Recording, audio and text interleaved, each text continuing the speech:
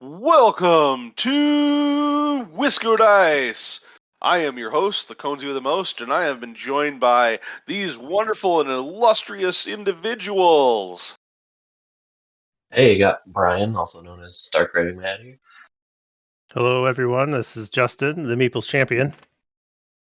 This is episode 91 of the Wisco Dice Tabletop Gaming Podcast. Today is April 3rd, 2022, and in today's episode, we'll cover how to approach new games and have fun.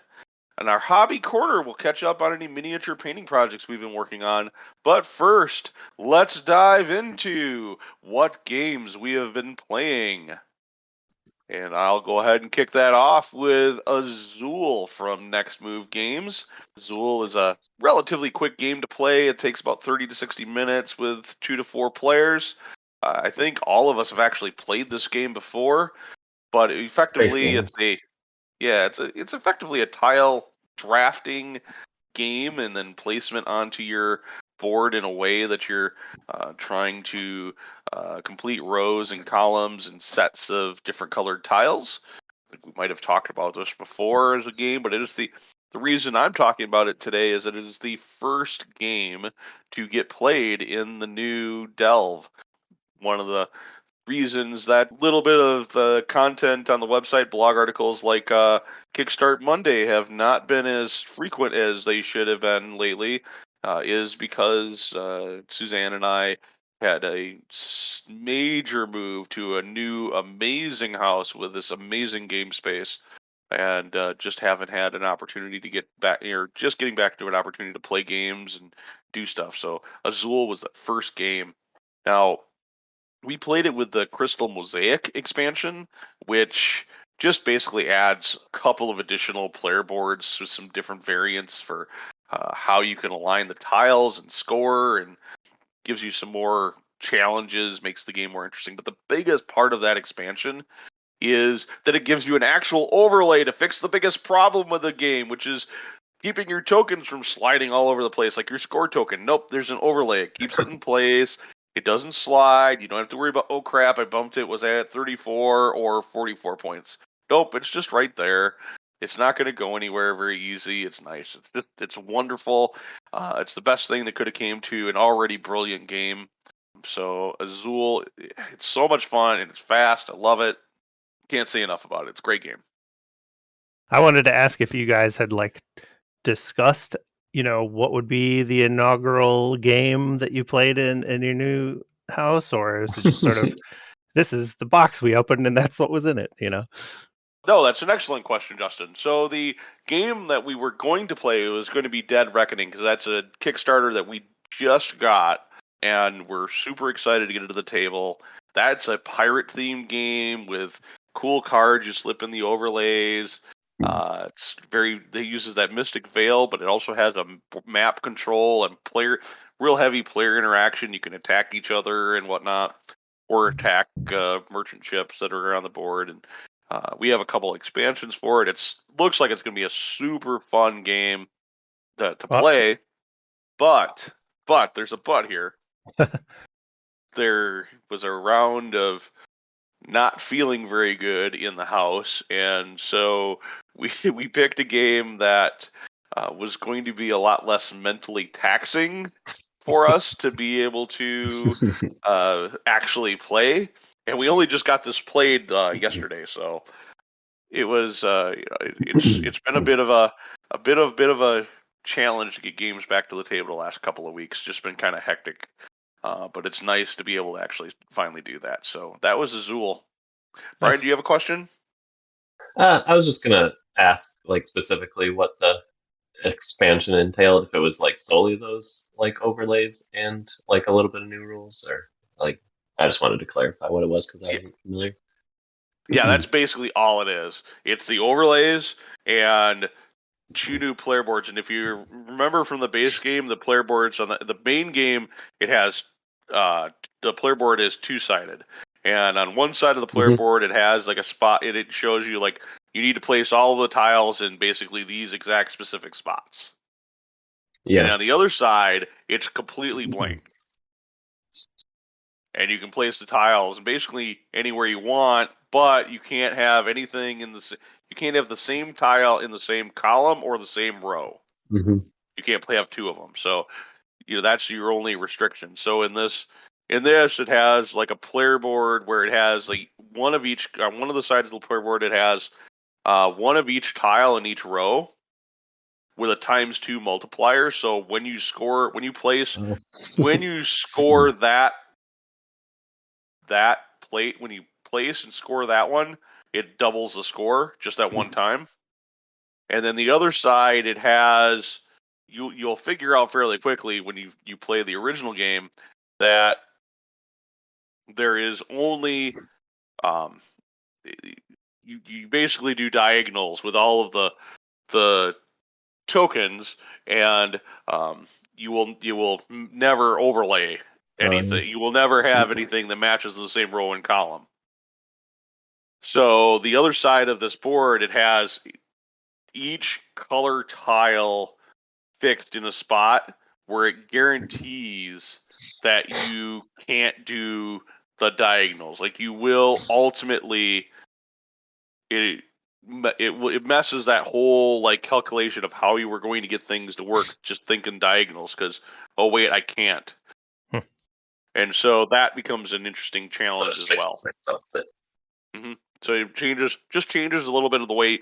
There's no like major change to the game mechanics. It's still you have the little round tile discs of tiles with 4 tiles on each, and you're drawing a tile off of each. When it's your turn, you draw a tile either from the center or from one of those discs, and you place it, and then when you fill up the rows, and it's the same game, doesn't change. It's just really the design of the player board and maybe a little bit of scoring mechanic with how the game changes. So it's not a very expensive expansion either, but if you have Azul, it's worth purchasing just for the overlays. Yeah, so I wanted to talk about Hadrian's Wall. This is a game from Garp Hill Games. Takes about 60 minutes to play, and it is for 1 to 6 players. Hadrian's Wall is a flip and write game where each player acts as a Roman general building what they call a mile castle. The players have to build the infrastructure of their castle and bolster defenses defend against invading picked armies each round. And at the same time, you have to build up the civilian districts in your mile castle to earn victory points on these 4 different victory point tracks. Each round, you get a set of different workers that you use to take actions on these 2 large paper sheets where you're marking all your actions. Taking an action is fairly simple. You just spend the required worker for that action and then mark off the next corresponding box in that area. So, for example, I need to spend a soldier type worker on the wall guard action. Then I mark the next box in that track, and I gain a bonus that whatever the box shows. So, which for the wall guard, usually it's increasing the outer defenses of my area to kind of help against this invasion that's going to happen at the end of the round. Other actions might provide you ongoing income or one-time bonuses where you get another new worker to use to take more actions on your turn. One of the really satisfying things about this game is finding these synergistic chains between actions. So, for example, I take one of these soldiers and put it on a wall guard action. I fill in a box, which gives me a victory point on the discipline track. And on the discipline track, if I happen to fill enough boxes, if I fill one that has a builder type worker, I immediately get the builder type worker. So I get that, and then I can use that on a training grounds action and turn that worker into another soldier to go and boost my defenses again. So all of the actions and areas have these interactions with each other to kind of chain together and synergize. Hadrian's Wall is easily the most complex roll and write or flip and write type game that I've played. I think we typically associate roll and write games with like lighter lighter games, but this is really like a mid to heavyweight Euro game. It's got resource management, technology trees, multiple victory paths. It is a solid resource management Euro game. One other nice thing about it is that when you're taking these actions, everybody is just simultaneously taking their actions on their sheets, spending their workers, getting their stuff, and they, keep taking their turn until everybody takes their turn simultaneously until everyone is done. So there is a fair bit of complexity in the game, but it doesn't slow things down because everybody can take their actions at the same time. I also wanted to note that there's really no direct player interaction in this game. So if you're the kind of player who dislikes multiplayer solitaire type games, probably not the game for you. Otherwise, I would highly recommend taking a look at Hadrian's Wall. Really cool one. Hopefully we'll get it to the delve here at some point. That'd be awesome. So I think Brian and I have played Cartographers, and I know you have as well. Yes. Give us a feel. How much more complex is this game than that? Okay. In Cartographers, you have a sheet that you draw little landscape tiles on. So you usually draw a polyomino shape, Tetris tile shape thing as a card is flipped, and you need to choose, okay, I need to draw straight 4 squares in a row on my board that are forests, or I need to draw a little cube, a 2x2 cube of, I don't know, a monster or something potentially. So the difference here is that you've got two, they're 8x8 sheets of paper. One side is your fort, the other side is your sort of civilian districts. There's, I don't know, 20 different actions that you could take with any of your workers. Each of those actions is a track that's like 10 to 20 boxes long, and they all kind of interact with each other. This is, I'd say like you're comparing Azul to Agricola in terms of complexity with this, right? Okay.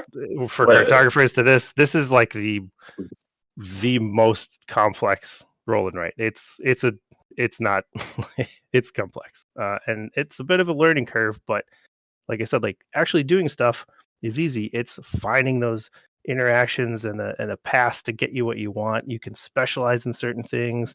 You can really bolster your defenses and like basically earn points for defeating the invading armies, or ignore them completely and like get victory points doing totally other stuff. So and this game was the same. It's in that Raiders of Scythia line, isn't it? It's the same. Yeah, the art is kind of that style. It's the same designers, and it has, I will say, a bit of shared DNA, I think, with Paladins of the West Kingdom. There's definitely some similarity in taking those workers each round, doing little things with each of them, and then sort of finding ways to get more workers to do more stuff. So,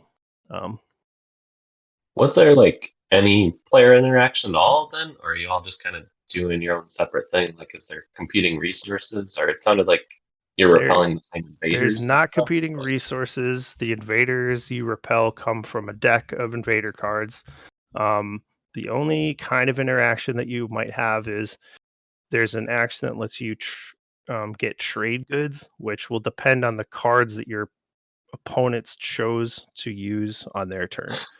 You choose a card each round that gives you an additional couple of workers for your turn, and then it also has a specific trade good on it. So if I was doing trade good stuff, I would have to look at my opponent's goods for which ones I could kind of get.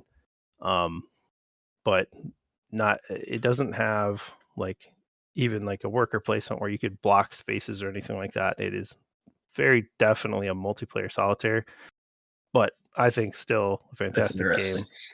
Worth taking a look at if it sounds like it would be interesting to you. Yeah, I've just never played a game like that where you're playing with other people, but sounds like not really playing with other people. So it's kind of. It is like Cartographers, right? Where you're kind of just doing your own board. That's although true. Cartographer does have the monsters you can throw at people once in a while. Yeah, like and draw on their boards, which is I think, a genius way to do some player interaction in a roll and write game. But yeah, nothing direct like that in this. Interesting. All right. Well, those are all of the games we've been playing recently. You can go to wiscodice.com for links to the games we discussed, as well as images of the games themselves. But next, let's dive into our hobby corner, where we talk about the miniature hobby projects that we've been working on. Brian, why don't you go ahead and get this thing kicked off for us today?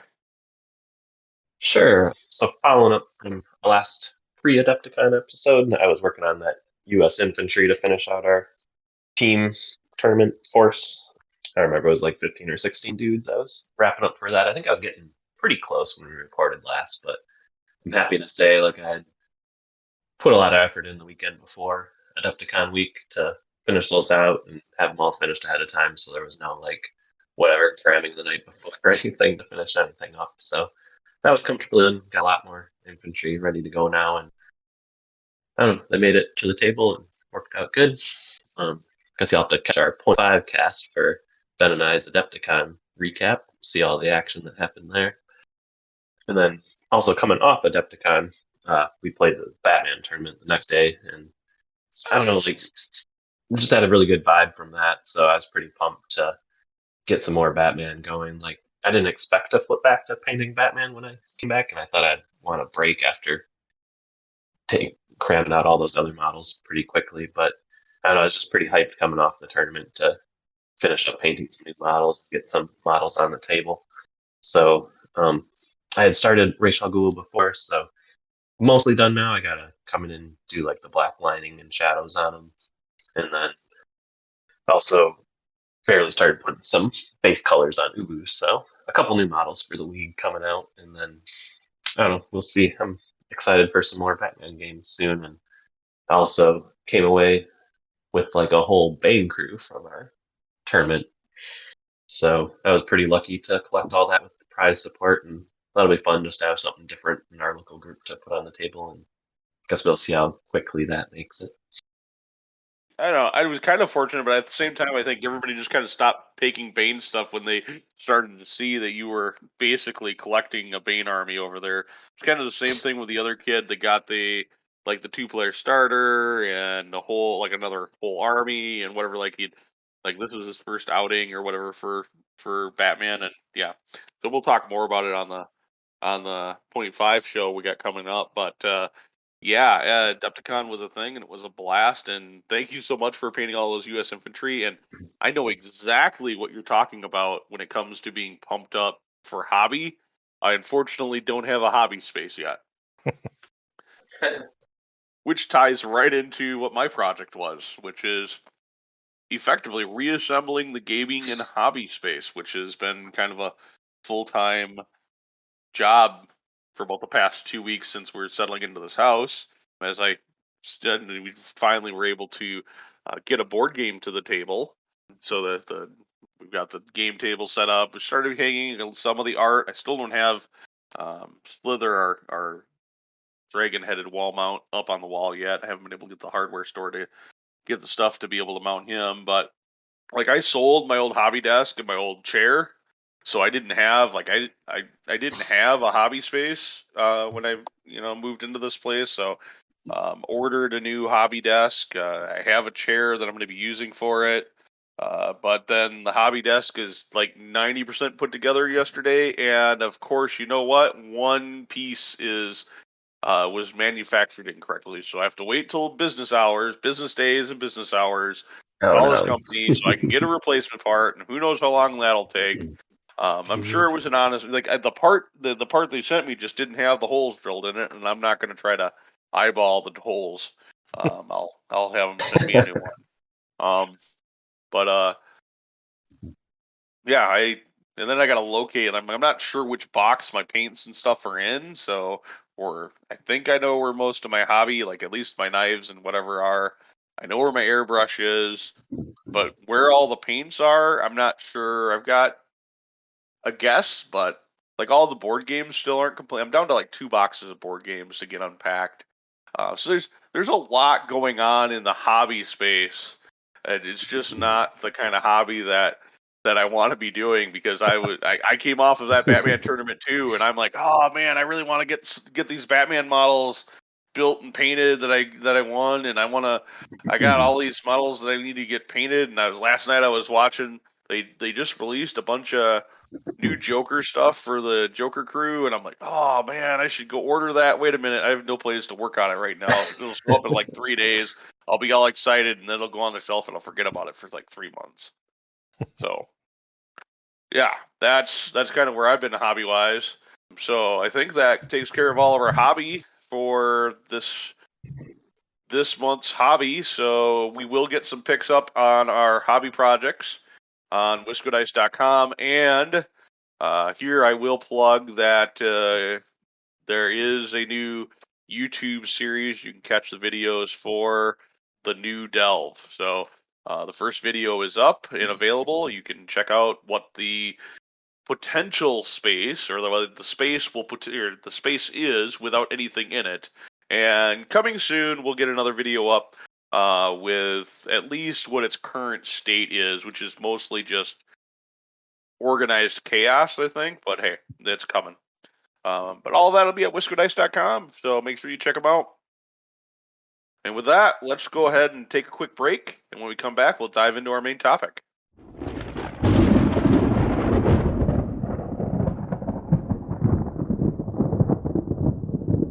Hey folks, this is the Conesy with the Most. I just wanted to take a moment to tell you about Misty Mountain Games here in Madison, Wisconsin, where you can find CCGs, RPGs, board games, minis, paint and hobby supplies for all of your tabletop gaming experience and needs. If you can't find it online, give them a phone call or swing on by their brick and mortar store here on the east side of Madison. Don't worry, that is MistyMountainGames.com. Check them out today.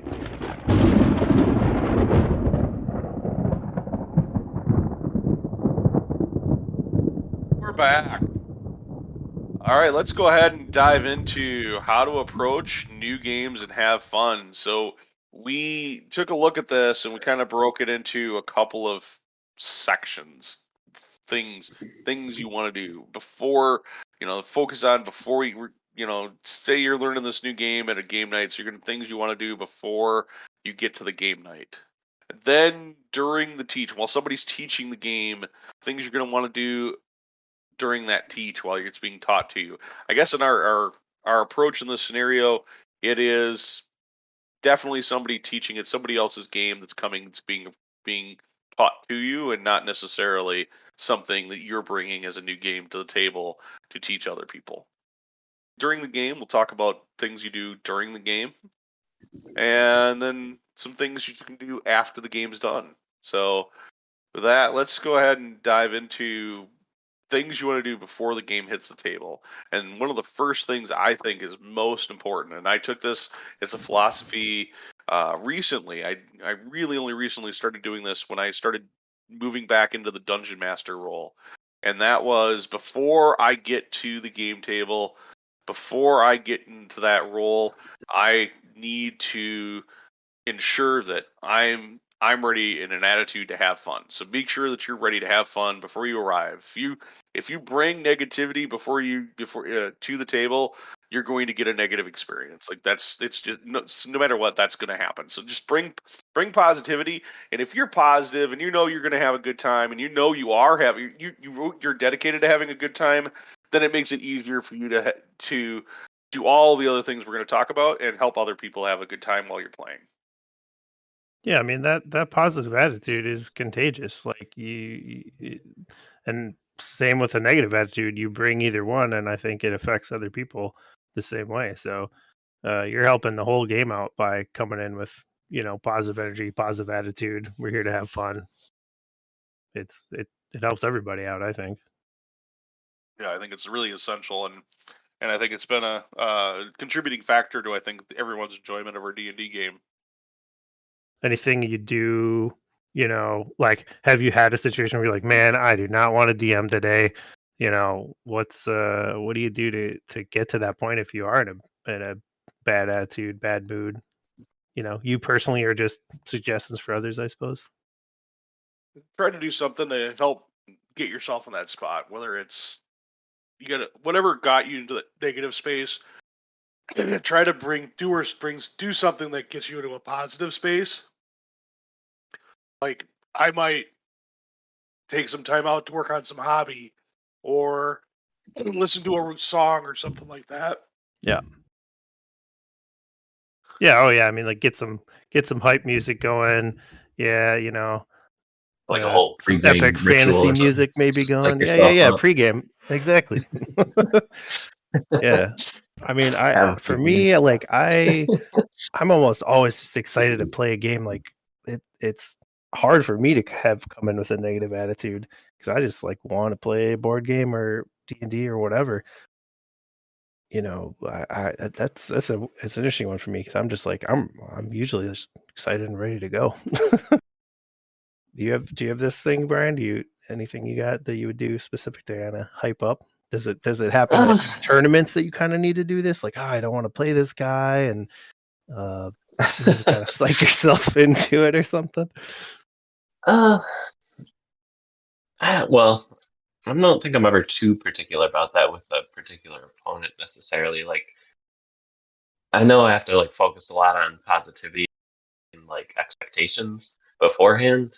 Like even playing games in general, I know like I feel like that's a bigger realization I've had as an adult is like I guess my fun attitude is more like keeping my expectations like realistic. Like I think like before like I was always like focused like oh I gotta win and stuff like that and get really caught up in like if I'm not winning I'm having a bad time kind of thing or whatever. But like kind of maturing and being more of an adult about it kind of thing. Like, we're playing games to have fun or whatever kind of thing. Like, this is the first time I'm playing it. It's not the end of the world. Like, I'm playing this game to, entertain a few hours with some friends kind of thing. So, Yeah. it's more like fun expectations kind of thing. I do, like, with, like, the tournament game, it was kind of a different thing. I hadn't thought about it, but I usually, like, I don't know, I tend to be a little more negative unless like I never feel like I'm like tip top tournament ready, like I'm gonna go and conquer every kind of thing kind of attitude. Like I'm always like pretty negative about like how I'm playing. Like I think that's mostly just compared to like how much I regularly play lately. It's like many years ago when I was like a kid and stuff like that, I could play like Warhammer like 3 games a week or something like that. And Yeah. even then I still didn't feel that great about it. But when we're playing more casual and stuff, like as you get more experience, like usually you can get kind of a vibe for the tournament that those people are there to have a good time too. Like occasionally there'll be the win at all costs kind of thing, and like I guess if that's their thing, I try and just let it go, or whatever kind of thing. Like I'm trying not to let it get to me kind of thing. But I know I can kind of psych myself out, be like, oh, I'm not ready to play this tournament, and I don't want to just go and get my butt kicked the whole time kind of thing. But I'm trying to talk myself into that. I'm gonna go play some games and it's gonna be fun whether I win or lose kind of thing. So yeah. I think we had a little bit of that at Adepticon because this is you're only your second Batman tournament, and you were the first one you went to. You had a really not a positive experience, right? And so, I think there was definitely I felt like I was kind of like, all right, Brian, I got to coach you up, I got to pump you up. This is gonna be a good time, and yeah, I was uneasy and that's exactly about what it. happened. Because I think there was one other one like, or was it Renegade the last time or something? Like I skipped one that you had gone to recently because I wasn't sure how it was gonna be. Yep. But, You skipped Renegade this time. You skipped both times I went to Renegade. yeah, I was just meaning the more recent one I was trying to remember. But yeah, one of the tournaments we had gone to, like it was a second edition Batman tournament too, and I feel like that played into it a little. Like it just wasn't quite as fun of a game as or as easy to have just a fun time as it is now, kind of thing. Like if you lost, it was just kind of a bad time, kind of thing. And I don't know, just everybody at that tournament we had gone to seemed like on a whole different level than me, and like I couldn't really hold my own against them. So that kind of, that was my main experience with the Batman tournament outside of like Madison. Like we had done one here like just before COVID, I think it was, and that one was okay, but it was like very early in third, so I wasn't sure how that was gonna go. Like now that there's a lot more decks and a lot more strategies and my biggest thing with this tournament was just how much stuff like I haven't played against and have no clue about that I would probably run into. But like with our point here, like I had to try and focus on, hey, I'm going to get to see all these cool other crews and stuff that I haven't experienced yet, rather than like, oh, I don't know these, I'm just going to get my butt kicked kind of thing. Like just focusing on, the excitement and fun and kind of seeing the new stuff. And now I'm excited to try and, get some more crews to our table locally.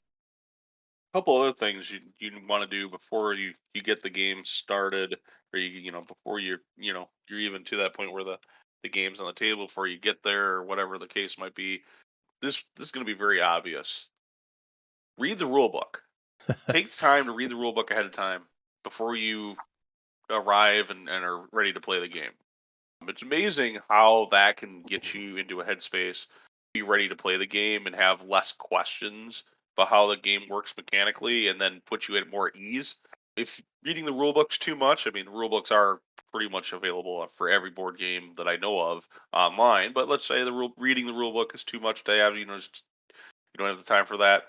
A quick 10 to 15-minute how to play video on YouTube is a great way to get yourself oriented around the mechanics for the game. And if you don't know what say you're going to your friend's game night and you don't know what's going to be played, so you can't do this prep, ask.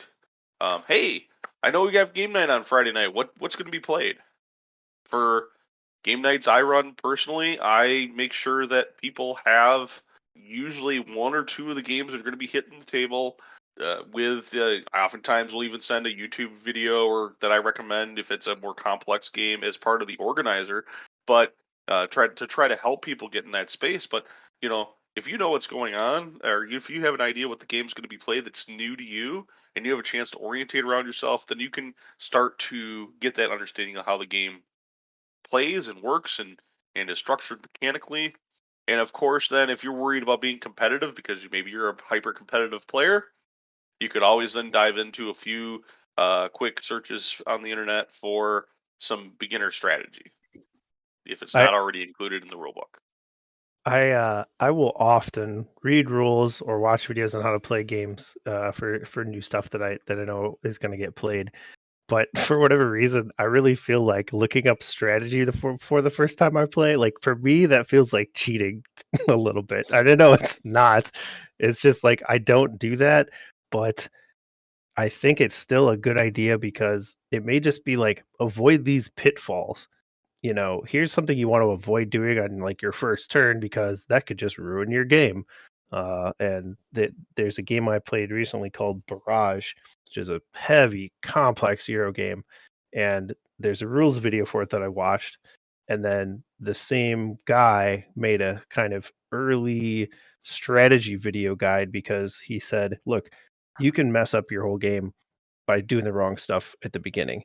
It's just that kind of game. And so I kind of taken this. It's changed my perspective on looking up strategy for a game before I play it the first time, just to again, like I said, to me it feels like I'm trying to get an extra advantage and cheat or something, but really like just look up these for a complex game. Help yourself not take like a really bad action in your first turn or something like that. We had a guy that came to our game nights, and he's still on the invite list, but just I think life issues have made him haven't he hasn't been able to make it out for a couple of years. But I know because he doesn't get to play that often, he would not only read the rules and read a bunch of bunch of how-to videos for the game that he wanted to play that night when he was coming, but he would also dive into some strategy because it was he would get to play one or two games maybe a month if he was lucky. Really, probably more like one game a month. And because he was coming to our gaming nights and I would rotate the games so often, he wasn't getting to play the same game where he could, like, hey, I'm going to discover this game and then we'll play it a second and a third time. No, he's like, I'm going to play this game once. And I would like to get more out of it and and feel like I'm competitive in the game. and actually, do some of that. I don't want, still want to, hey, I want to discover the game and figure out the strategies and stuff like that to an extent. But hey, I also don't want to just sit here for 3 hours and watch somebody else win. I want to be competitive. And so in that same mindset, I'm much, I think, your way, Justin, with, hey, I don't really want to dive into a game and know the strategy. Like, I want to be able to discover the strategy over repeated plays and really learn and and discover that for myself. But I certainly see the other side of that where, if you don't play a lot of games and you don't get to play the same game, maybe you might never play the same game twice because of your situation, then by all means, take a little time to figure out a little strategy. I think Matt talks about a time he played Everdell with this couple that Suzanne and I know, and they are Everdell like experts, right? And it was, I think, Matt's first time playing Everdell, so like mechanically, maybe he played it once before, but mechanically he understood the game, but strategically they were on a completely different level, him and his wife, and the game turned, because of that, it was like, well, wait a minute, it wasn't as enjoyable as it could have been, and if he would have maybe taken a little extra time to do some strategy, ahead of time and understand some of these idiosyncrasies and things you want to do, maybe you would have had a better time. So there's a careful balance, right? I don't want to, there's in the miniature wargaming world, there's a net listing kind of concept where you basically look up on the internet whatever the best possible configuration for a given army or faction is, and you buy that and you play that. So you don't want to take it to that extreme. I don't think that's not good sportsmanship. I don't think that's what anybody should be trying to get when you come to board game night or to go play a game. But you want to get yourself in a position so that you don't feel like you're just there going through the motions the whole time either, right? Well, and especially if you know that the people you're playing with have played this game multiple times. If you've got everybody new to a game and I look up all the strategies, like that feels a little iffy to me. But if I know that if I look up strategies on how to play Terra Mystica because I'm playing against you, Ben, like I feel no guilt for that because that's just like you're an expert at that game, and I would be totally fine to do that. But I've been an expert. I mean, I don't feel like I've changed my strategy in that game much since my initial few plays, like 2 or 3 plays. Like I just like you some picked the games right I'm thing just right a away. savant on. I'm just Yeah. like, I feel like but I don't think I've like drastically improved either from when I initially played. So, Well, you haven't played it. I mean, tons in person, I suppose. A lot of online. I think I probably had like, I don't know, 60, 70, 80 plays now. That's still so much. Jeez. I was just gonna say I was interested to hear your points on like looking up strategies, because I think you both highlighted on kind of like the exact reasons why I don't normally do it. So I was interested to kind of hear the explanations of why it is in our list. I think those are pretty good points. One other thing I thought, when we were talking about whatever, checking out the rule book and how to play and stuff, like, yeah, that gets your like familiarity and ready to play like sooner or whatever. But like one thing we didn't hit is that you'll probably save some time on your game night too. Like usually, there still might be a little bit of a teach, but if you can go from like a half hour of teaching or something like that to like 5 or 10 minutes, like you're gonna have a lot more play time, especially if you're on like a weeknight game night kind of thing. So kind of getting yourself a step ahead and setting yourself up for more fun playing time rather than learning some more rules time.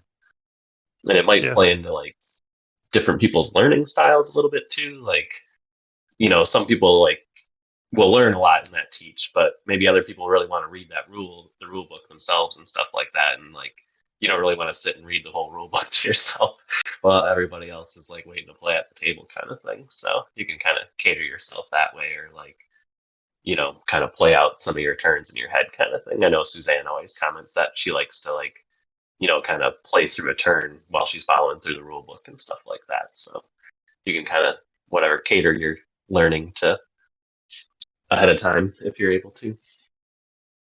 Yeah, really good point. My wife, like, she just hates learning new games. She doesn't like listening to rules. maybe she just doesn't like listening to me talk. I'm not sure. No. um, but yeah, like if you don't like listening to rules, like some people, I think it's just hard to like sit and listen to someone talk about how to play. And what like yeah, exactly like know your learning style, watch the video, read it yourself. Absolutely, that's a really good point. Yeah, I hosting enough game nights and pushing people to like read the rules or watch the videos. You know how rarely it actually happens that everybody actually came to the table and watched the video or read the rules, and I have to like not do a complete teach. It's actually kind of crazy. So I almost always end up having to do that complete teaching no matter what. But even then, it's because some of the people at the table have watched the video or read the rules as well. It does streamline even that process, so it makes it easier for the person who's going to teach you those rules to go through that explanation, even in those cases. So yeah, definitely helpful. All right, let's move on to you're at the table and somebody's teaching you the game, and the most obvious thing that I think out of all of these suggestions is to avoid the distractions. The distractions of other people running to the fridge, getting a beer, the most obvious distraction, which is put the cell phone down. That goes for me, Mr. Cohn. Don't put the cell phone down. Don't play with the phone. You don't need to take those BGA turns right now. You can wait until somebody's done teaching you the game. Of course, I'm also the person who, after about 10 minutes of teach, I'm completely everything you're talking about now is pointless. You've completely lost my attention. You got to teach it to me in 10 minutes or less. That's pretty much my focus period. But so I have to do some of those other things, if I can, to try to prep myself for the game, or try to conceptually, if you can tell me this game mechanically works a little bit like this game, or this works like this game, okay, in my head I've got it. Let's go. But I get it. Games need more explanation. So another big one that's obvious is just ask questions to help clarify your understanding of the mechanics, and come prepared with any questions that you had during your own exploration of the game before the teach, so that you can get those clarified for you as part of that teach, so that you don't have to try to, hey, I'm in the middle of the game and I didn't actually understand this mechanic. Well, you already had that conversation hopefully ahead of time so that you capture that. And I've done enough teaches myself where after I'm done with the teach, nobody asks any questions. And I can't tell me that I did that good of a job teaching the game. Like, I'm certain somebody had a question, but nobody wants to sound like they're stupid, or nobody wants to sound like or hold up the game, or hold up getting the game going. I'll just ask my question while we're playing, or it'll just come to me while we're playing it, and I'll see how that actually works. No, ask the question up front. Get it out there. Yep. One thing, if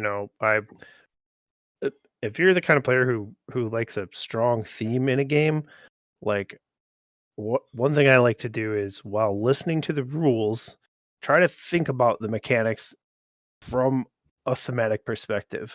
To me, this just helps me get into the game more and understand why it was designed this way, because it has like a thematic reason. So, for example, in the game Maracaibo, you are sailing a ship around the Caribbean Isles, and you start your turn by moving your ship along a little pathway of islands from either 1 to 7 spaces. If you end your movement on a village, an island with a village, depending on how far you moved, you get to take a certain number of village actions. So if you moved your ship 1 or 2 spaces, you get 1 village action. If you moved like 3 to 6 spaces, you get 2, and if you moved a full 7 spaces, really sailed out to a faraway island, you get 3 village actions. So for me, like thematically, I'm thinking about my ship is sailing quickly away to a distant island, bypassing these other possible stops in between. And because I traveled quickly, I have more time to spend at the island I stopped at, so I get more actions there. I traveled a full 7 spaces, I get more time at the island. And more actions. Again, this is like something I do for myself because it helps me understand why I want to do a certain action or why certain things work in the game. I like making those thematic ties. Um, Also, I would provide this as a tip for someone teaching a game, especially thinking about other people's learning styles or what other people want from a game. Some people you could just explain the mechanics and they will get it. But I know there's plenty of players who want that theme, who want to understand why.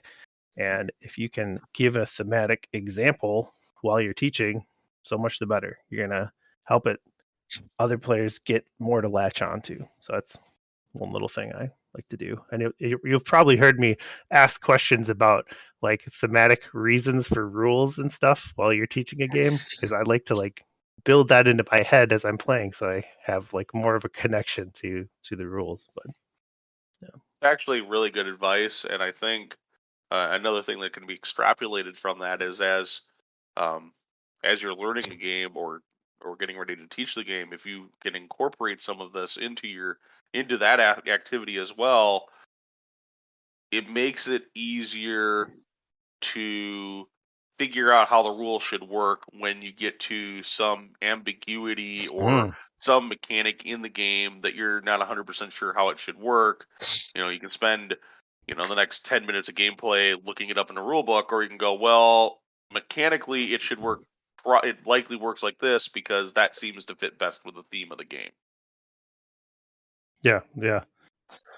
Yeah, no, I assume that works on a level of like comprehension with a game too. Like instead of like learning it as like, steps 1, 2, 3, that's kind of what I do. Like, maybe if like the theme is like you're building something, it's oh well, first I need materials kind of thing. Like, oh, and then to actually build it I need workers or something kind of thing. So maybe it can piece yourself together, like remembering the steps to actually flow through in like a multiple step or round type of game. Like same with like different rounds, like oh here's the build phase, like and whatever, here's like now we're like selling stuff phase and stuff like that kind of thing. But Yeah, for me, it helps me remember the rules.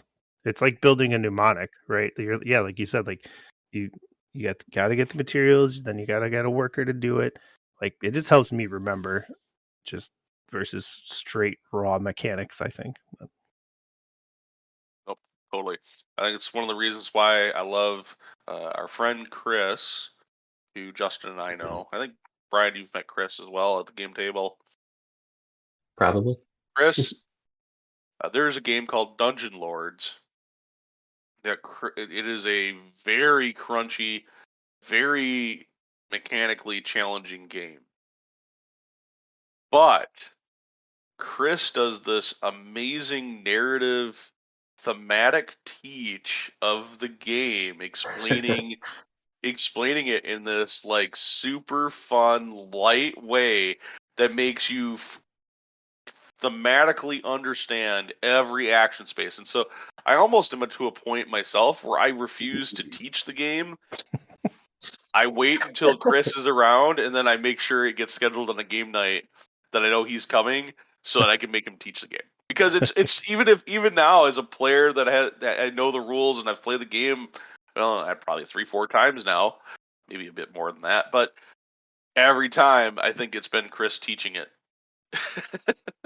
Because he does that thematic teach and it makes it easier to understand the game and understand those concepts. So it's a great thing to think about and do.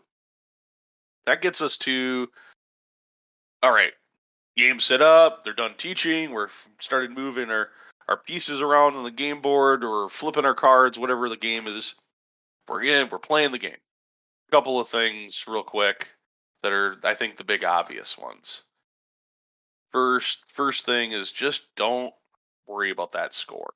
Whatever that score is, don't worry about that. Worry about more about understanding the game and enjoying yourself. Just focus on that.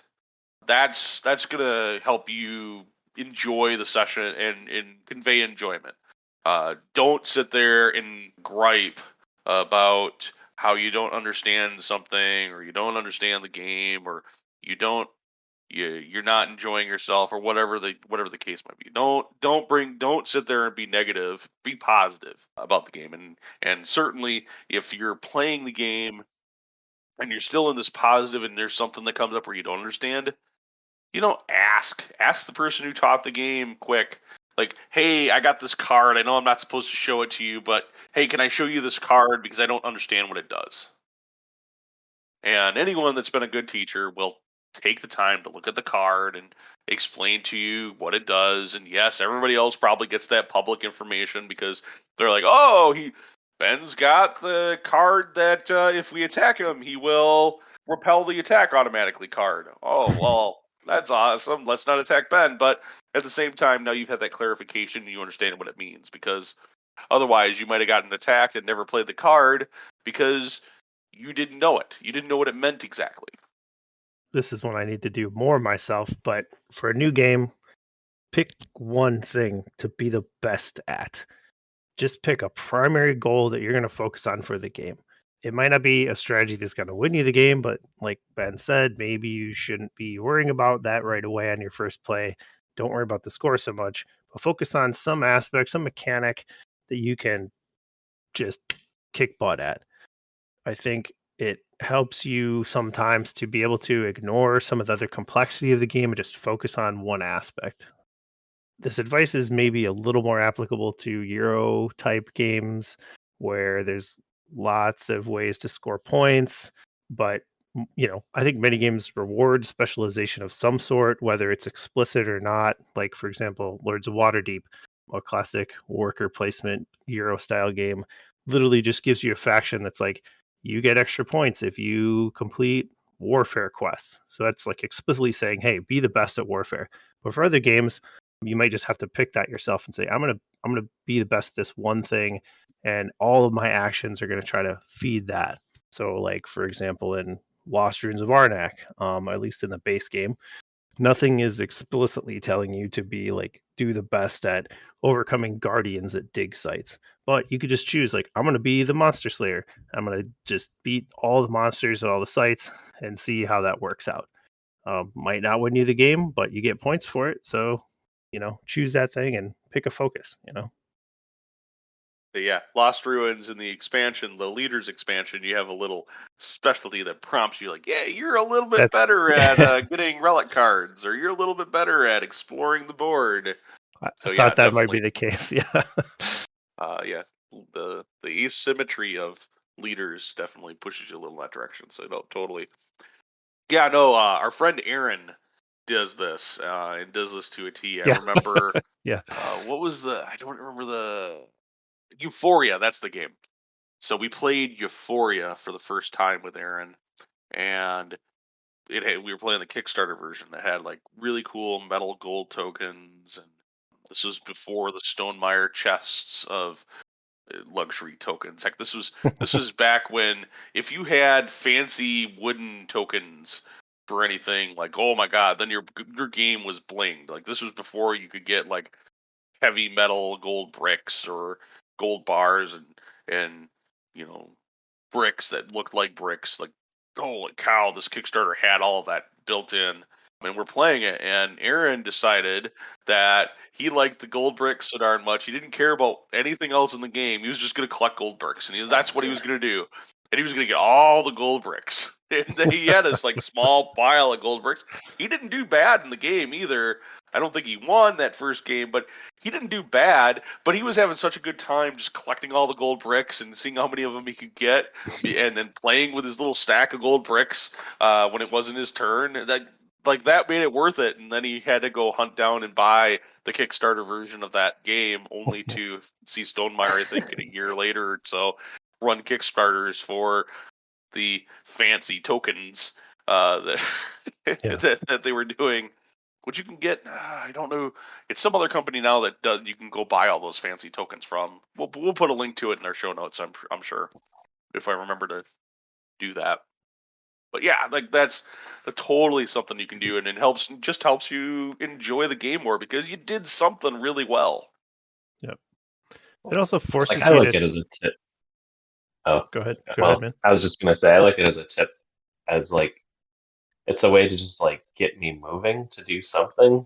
Otherwise, like in a new game where there's just like so many options, it's like, well, what the heck do I do, kind of thing. Like you can focus on the one thing, and then you'll kind of learn as you go and get you'll just be able to take some turns, learn, and figure out what else you might want to do. You could actually ask like somebody else too, I guess was the point, like, oh, what should I try to do kind of thing. And usually, like, if other people are familiar with it, they'll have a general idea of like, what direction you want to go or don't want to go kind of thing, just to figure out what you can do during the game kind of thing. Yeah, Maracaibo, we just talked about that earlier. We had just played that at CavinCon with 2 new players, I think, at the table that never played before, right, Justin? And I told them, like, this will all make sense after you do, like, your first things. The first thing you want to do, the most obvious thing, is you go to the first island on the map. And I joke because in that game, I decided not to go to the first island on the map, but everybody else did, and they all then immediately started to understand the mechanics. And I certainly didn't win the game, so I think I had a pretty competitive score in that game, but I didn't win the game. So maybe there was something to, maybe you should have stopped at the island first on your first move. Yeah. Take your own advice.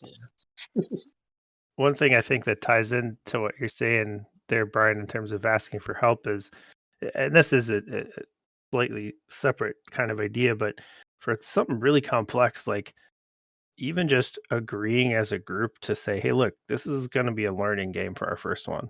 Like, agree to ahead of time help each other out during your turns and point out, like, oh, I see that you could do this, which is going to be a way better action.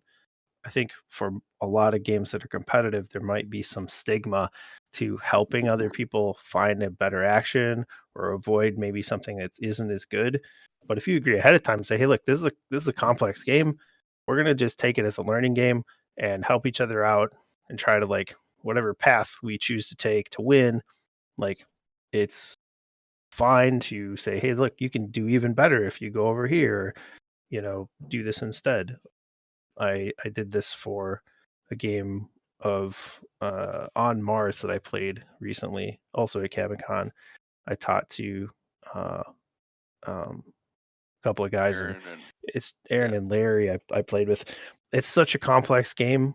You can't unless you're a genius. I feel like you can't sit down at your first play and expect to, like, play it competitively. It's just too much. And so I was like, hey, we're going to treat this like a learning game. Like, ask questions, ask for help each other out. Like, oh no, if you do this action, you're going to get even more points. Or here's another way to get what you're trying to do this better.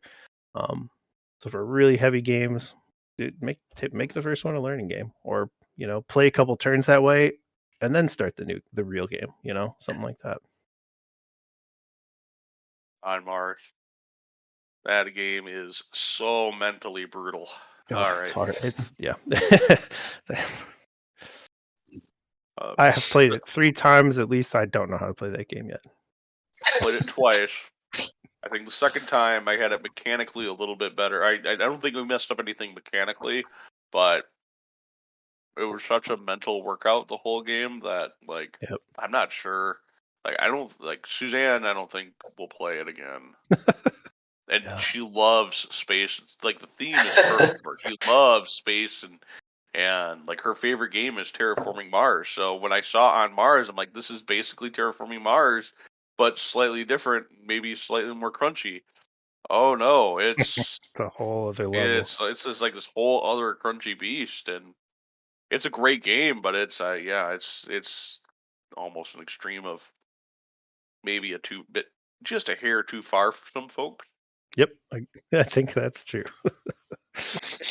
So you do all these things, you get done playing the game, you're sitting there, maybe you're trying to you're cleaning up the game, maybe it's, chit chat before you end with game night, or you're waiting for another table of games to get finished or something. Who knows what the situation is? But you're wrapped up the game. And there's definitely things even at this point that I think are very important to make that first game experience for you even better. And not only better for you, but better for everyone around you. One of the first things is to just focus in on what you liked about the game, and when you talk about the game you just played, when you just get done playing it. This is really something you should do for every game. This happened to me at CavinCon, and of course, I sat down, I played this game for the first time, and then when we finished, somebody asked me what I thought of the game, and they know that I play a lot of board games, and they think they were looking for me to give more of a reviewer's opinion because I also have reviewed a few games. And I had to be honest, like I played this game once now. I wasn't blown away by it. I thought it was okay. And I think that, like as soon as I said that, the look on their face and whatnot, it instantly was like, oh, really? Like clearly their opinion of the game was better. And I had to, then I said, I really would like to play this game again because I think my opinion's based on this first play, and I don't know. I spent a lot of the game just fully understanding the mechanics and how everything worked, and getting a second play, I think would be really beneficial for me to now I can start to implement strategies and get a better feel for the actual game itself. And they were like, oh, okay, that makes sense. But if I would have approached that with more of a more positivity, more, and just instead of saying, it was like a 7 or a 6 for me, as far as a game, it's so, and, I don't care if I really play it, I'm certainly not going to go and buy it. If I would have said, man, I really like this mechanic about this game, I thought that was interesting, I think that would have been a better way to approach that, and it would have been the same. So, like, there are some games that I really dislike. We've joked about it a little bit on the show about I don't like Catan, but I really like the dice rolling mechanic of trying to understand the board and trying to maximize your odds for getting materials based on the average results on a pair of dice. I really love that mechanic. I like the trading early on in that game. I really like those things. So if I'm still talking about Catan, instead of saying, hey, I hate Catan, I should say, hey, I like these couple of mechanics out of the game, and I do really like those mechanics out of the game. I think they're really good, and at the time, they were brilliant mechanics for a game. If you do that when you get done playing that new game, you focus on what you liked about the game, it just will help you walk away with a more positive experience as well. And then, certainly, especially if the game frustrated with you a little bit as far as how to score or what strategy to take, this is a great opportunity for you to ask the other players that played the game as you maybe help pick up the game or whatnot. What strategies what about what they did in the game really worked for them? What strategies do they wish they would have done differently, or maybe will deploy the next time they play the game? It's a great way to open up a conversation, a roundtable conversation where everybody being like, oh, hey, I really think that I should take the Loki cards because the Loki strategy in this game would be really good. Okay, great. Then maybe that's something you can try to think about or get your head about and go, oh, yeah, I remember seeing some of those cards and I just passed them along and didn't take any. Next time I'm going to, maybe I'll explore that strategy. Gives you some more opportunities and ways to maybe think about the game a little bit more than just what is your own perspective while you're especially if you were frustrated at any point during the game. So those are things I recommend that you do after the game as well, just to kind of help yourself, get yourself into that mode so that the next time you might play that game or play a game with a similar mechanic, you're already kind of armed and prepared with maybe some things that you can do to help deal with it and react. Okay, and with that, I think that gets us to all of our recommendations that we had for things you can do when you're trying to pick up a new game and have it taught and explained to you. So on today's episode, we did talk about some games that we were playing, including Azul with a Crystal Mosaic expansion and Hadrian's Wall.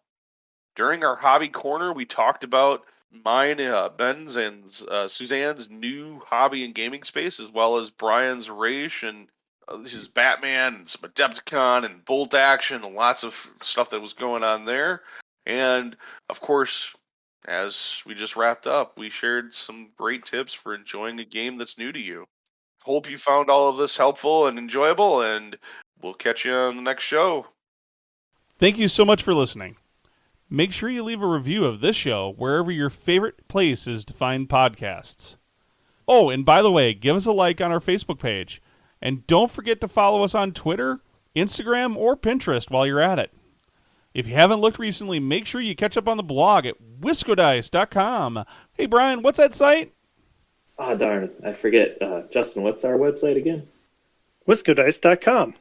That's right. It's WhiscoDice.com. And until next time, everyone, peace out.